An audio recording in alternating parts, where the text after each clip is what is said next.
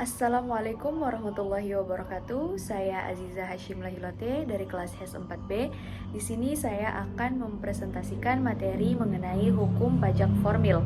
Pertama-tama saya akan menjelaskan tentang pengertian hukum pajak formil.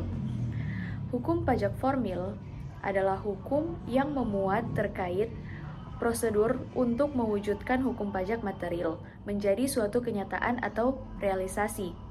Hukum pajak formil ini memuat tentang hak dan kewajiban wajib pajak, hak dan kewajiban fiskus, serta penetapan jumlah hutang pajak. Kemudian hak dan kewajiban wajib pajak.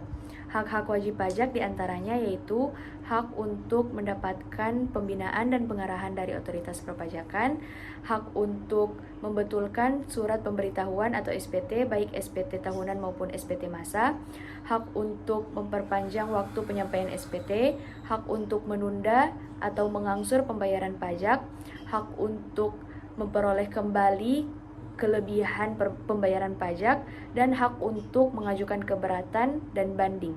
Sesuai dengan peraturan perpajakan, maka wajib pajak mempunyai kewajiban-kewajiban, yaitu kewajiban untuk mendaftarkan diri, kewajiban untuk mengisi dan menyampaikan SPT, kewajiban untuk membayar dan menyetor pajak, kewajiban untuk melakukan pembukuan dan atau pencatatan, kewajiban untuk menaati pemeriksaan pajak, kewajiban untuk melakukan pemotongan atau pemungutan pajak, dan kewajiban untuk membuat faktur pajak. Selanjutnya, hak dan kewajiban fiskus. Fiskus atau pejabat pajak merupakan orang atau badan yang memiliki tugas untuk melakukan pemungutan pajak atau iuran terhadap wajib pajak. Otoritas perpajakan atau fiskus mempunyai hak-hak yaitu menerbitkan nomor pokok wajib pajak dan atau mengukuhkan pengusaha kena pajak secara jabatan, menerbitkan surat tagihan pajak, melakukan pemeriksaan dan penyegelan, melakukan penyidikan, serta menerbitkan surat paksa dan melakukan penyitaan. Kewajiban-kewajiban fiskus diantaranya yaitu melakukan penyuluhan kepada wajib pajak, menerbitkan surat ketetapan pajak, dan merahasiakan data wajib pajak. Dalam hal penetapan jumlah utang pajak, Indonesia menerapkan self-assessment system di mana wajib pajak diberikan kepercayaan untuk menghitung, membayar, dan melaporkan sendiri jumlah pajak yang terutang oleh wajib pajak.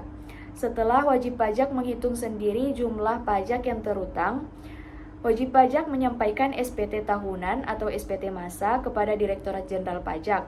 Kemudian dilakukan pemeriksaan dan penetapan oleh DJP. Setelah pemeriksaan, DJP menerbitkan surat ketetapan pajak. Setelah menerima SKP, wajib pajak harus membayar jumlah pajak yang ditetapkan dalam SKP tersebut dalam jangka waktu yang telah ditentukan. Jika wajib pajak tidak setuju dengan jumlah pajak yang ditetapkan oleh DJP melalui SKP tersebut, mereka dapat mengajukan keberatan atau banding. Dan jumlah utang pajak akan menjadi final jika tidak ada keberatan atau banding yang dilakukan atau setelah keputusan dari keberatan dan atau banding dikeluarkan. Sekian pemaparan materi dari saya. Wassalamualaikum warahmatullahi wabarakatuh.